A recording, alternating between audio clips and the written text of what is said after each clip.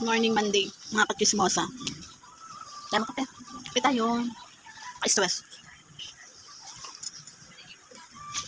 Monday ngayon dahil araw. Maganda rin panahon na araw ngayon. Ay, ka-stress. Monday na Monday. Stress na. Totoo lang, wala talaga akong load. Buti lang nakaano ko ng kape. At least medyo na-relax ako kasi may kape ako. Di ba may araw? Nakakatuwa. Nagkikismis tuloy ako ngayon. Pero ilang araw ko na to ko. Ilang araw, anong oras ako makaka-post kasi diskarte muna ako kung saan ako makapag ng load para makapag-post ako. Kaya alam mo na. Hirap. Hirap talaga ng life. Life is life. Siyempre, lang pa chismisan eh. Dito lang ako sa sulok. Ano ko, simulat sa pool talaga. Dito ko na napwestuhan mag-chismis. Lagi naka-ready, lagi itong inaayos ko. Minsan nasisira na kay sako to eh. Minsan nabili na naman ako pa bagong sako. Pinakabit ko dyan yung bagong sako. Para wala makatingin. Right? Kaya yung nasasad ako kasi actually kahapon pa ako walang loan. Damot ng kasama ko. Damot ng sisi ko dito. Pusit. Alam mo naman. Palibasa kasi siya. Hindi talaga siya makakunik. Pag wala siyang loan, hindi siya makakunik sa akin. Kasi, ewan ko, hindi makakunik eh. May toyo rin ata yung cellphone. Ayaw, hindi sila close. Hindi kaya siya makakunik. Wala siyang loan. Eh, mahilig kasi mag-ano sa TikTok. Kaya minsan, naantay ko pagtulog siya sa hapon o kaya sa gabi. Nagpo-post ako. Kaya lang, medyo tagal-tagal kasi, syempre, ano to video eh. Kaya medyo matagal-tagal. Kaya, bago yan magising, kailangan i-off ko muna yung cellphone. Ay, oo, i-off ko yung cellphone niya. Ay, madadali ako dyan. Dami kasi. Wala pa akong pera eh. Yung isa kong sisi, siya talaga nagbibigay sa akin. Yung isa kong sisi, kasi siya yung sumunod sa akin. Siya yung nagbibigay sa akin, pabiling gamot, nabili ko ng hotdog, ng itlog. No, dinadami ako ng itlog. Tapos nabili ako ng bigas ko. Saka meron akong sarili akong pagkain. Siyempre kasi pag dito ako nakatira sa isang kong kapatid na nagtatrabaho. Tapos yung isa kong kapatid na may pamilya, sa pamilya sila may mga anak. Kaya hindi ako basta nahingi, sinaya rin ako. Siyempre wala na akong trabaho eh. Kahit na noon ako yung nagtatrabaho dati, walang problema. Kaso dahil wala akong trabaho, nahiya ako nahingi. Kaya yung sumunod sa akin na kapatid, ay nagkaka-extra siya, nabibigyan ako ng kapatid ko. Kaya, gusto ko magka-work. Pero alam mo, tsaga-tsaga lang ako, tsaga-tsaga pa rin. Mag-ano ako sa post, magawa ko ng video, kahit sarili ko yan. Sarili ko, chismis, balas. Minsan nagkichismis din ako about sa kanila. Nabubuisit ako. Kasi di naman sila nakikinig sa mga Facebook ko eh. Kaya wala silang paks. Naiinis ako. Hindi naman ako madamot. Noon, hindi talaga ako madamot. Kahit na maganda utang ako. Basta sabay-sabay tayo ng pagkain, sabay-sabay tayo ng pera, ng tawag doon.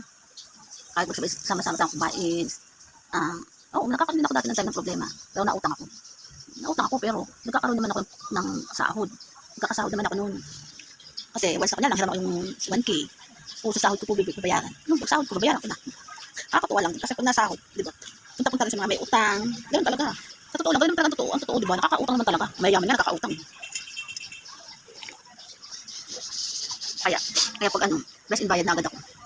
Minsan, bago ako pumasok sa school, minsan mamerienda kami sa bahay. At sabay-sabay kami mamerienda bago ako pumasok. Tapos, minsan nag-iiwan ako. Nag-iiwan din ako ng mga pang-merienda ng mga bata. Yun ang gusto ko. Napaka-enjoy ko sa mga ganyan. May mga pagkain ako sa bata. Makakatawa. Basta enjoy ako sa ganyan. Yun lang. Napacheck lang naman ako sa inyo. Actually, gusto ko talaga yung cellphone. Ilagay ko man lang sa post. Ilagay ko sa lagayan ng cellphone, di ba? Di ba may mga lagayan ng cellphone? Para habang natismis ka, pag bibidyo ka, nakalagay lang sa hawakan ng cellphone talaga, di ba? Upungan, nakakabisi. Kaso, pag tinatry ko yung cellphone ko na ilagay man lang, kahit nangangalig din, sa totoo lang, nangalig talaga ako maghawak ng cellphone. Oo, lalo na pag nakismis ako sa inyo. Nangalig talaga ako. Kahit nilalagay ko na, itry ko man lang sa simula, noon kasi, tanda ko yan, noon pa lang, nag-umpisa ako, nilalagay ko lang yung cellphone sa lagayan, yung ano ba, ang tawag doon, nabubula naman, nilagayan ng cellphone, para pag bibidyo ka, yung murahin lang, syempre, murahin lang. Kaso ang ending, hindi ko na siya magawa doon kasi nakahati siya. Yun. Alam ko naman sa inyo na, sa araw-araw na, nagkismis sa inyo, kasama na yung paghati-hati ng katawan ng akin, ng cellphone ko. Hirap. Pero, siyempre para sa akin, malaki pa rin kaligayahan ko yan. Magandang kaligayahan pa rin to sa akin. Kasi malaking tulong pa rin to, kahit na nahati yung niya. Buti nga kahit nabubuksan yung kalahati niya, konting na nabubuksan lahati nga. Buti pag ginanon mo yan, tapos pinapukpuk ka ng konti, para dumikit uli siya. Pero yung pasalamat naman ng Diyos. Pero sa totoo lang, maano siya. Ang hirap, ang isang problema ko pa dito. Pag nakikinig ako ng mga video, kunyari sa YouTube or sa mga video dito, sa mga post, hindi ko maintindihan dahil wala siyang sound, ang hina ng signal. Ang feeling ko tuloy ako, bingin na rin ako dahil bingin na rin ako. Kailangan pag nakikinig ako, kailangan nakaganto pa ako sa tenga. Nakaano yung tenga ko dyan. Habang marinig ko yung pinapanood ko. Yan talagang life. Ano ko ba naman? Kagaya nga, ano naman siya. Kaya, best ko talaga dyan. Hindi ka makapag-picture na ayos, nakakaano man na nabuo katawan ko na picture. Hindi ma-picture, di pungan. Wala, dapat chika lang ako sa'yo. Totoo lang, hindi ko naman ito agad mapopost. Sana nga, makatulog siya ulit. Paano makapag-post ako dun? Bala siya maubusan. Maubusan din yung kanyang load. Bala siya. Sana makabili ako maraming itlog. Itlog. Gusto ko maraming itlog, at least. Wala makabili ng manok or ano dyan. Mga lutong ano. Okay lang kahit wala. Basta itlog na i-stock. Uday. Gusto ko na may itlog na madami yan. Kaya pag nabibigyan ako ng kapatid ko, nag-i-stock ako ng kalahating lagayan ng itlog. Nakalagay lang sa rep. Kahit mula umaga hanggang gabi, magkain ako ng itlog. Hindi man nakakaumay. Hindi siya nakakaumay. Piprito, no, kaya ilalaga. Nakakabusog din naman. Siyempre kasama ko yung mga kasama ko yung baby. Si Zoe at si Simon. Mahilig sa itlog, yung itlog na nilaga. Pinangususo rin ni Zoe at Simon. Kaya pag nagpakulo ako ng itlog, kasama ko siya siyempre. Sabay-sabay kami kumakain ng itlog. May nadaan dito yung pandesal. Yung pandesal na malaki may cheese. Lagi nadaan dito. Siyempre nabili ako lagi. Kaso, hindi ako makabili. Pag nadaan na siya dito, natago na ako. Tumatago na ako pag nadaan na siya kasi wala akong pera. Kasi kinukulit ako. Napwesto pa dito. Malapit sa gate namin. Napwesto yung nagpapandesal. Kaya nagtago ako dahil. Ay, nahiya ako. Ay, wala akong pambili. Buti ko pa utangin ako. Utangan niya ako kasi makabayad ako pag may pera. Masarap kasi yung pandesal. 5 piso isa. Naka 10 piso ako, mas ano na ako dyan. Ang tawag doon, busog na ako niyan, basta may kape. Saka nga pala, buti na lang, kahit walang pera, may tago ako mga kape. Pag binibigyan ako ng kapatid ko ng pera, pang budget ko, araw-araw nag-i-stock ako ng kape. Kasi minsan sa hapon, nainom din ako ng kape, merienda ko. May tinapay, tapos may kape. Kaya nag-iipon ako ng kape.